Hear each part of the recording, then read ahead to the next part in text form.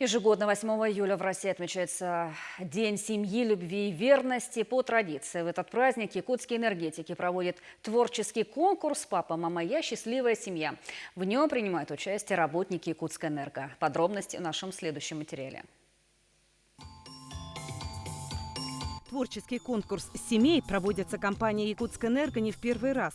В этом году на главной площадке городского парка свои таланты продемонстрировали 8 команд. Пропаганда позитивного образа семьи, укрепление духовно-нравственных семейных ценностей работников филиалов и дочерних обществ ПАО «Якутскэнерго» – главная цель мероприятия. Очень рады, что нам предоставили такую площадку, что мы можем показать действительно всем, какие у нас есть в компании «Якутскэнерго» замечательные семьи. Ну, конечно, таким образом поздравить все наши семьи с замечательным праздником Днем семьи. Всего было 4 этапа – визитная карточка, семейные традиции, кулинарные и творческие конкурсы. На творческом этапе «Семейный портрет» дети и родители читали стихотворения, исполняли песни, показали танцевальные номера.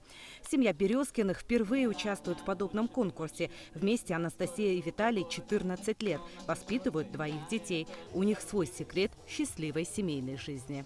Любить друг друга, взаимопонимание, чтобы было в семье обязательно, уважать мнение каждого члена семьи. Ну и тогда все будет хорошо. Посмотреть традиционный семейный конкурс пришли не только зрители. У каждого участника были свои болельщики. Оценивало выступление конкурсантов компетентное жюри.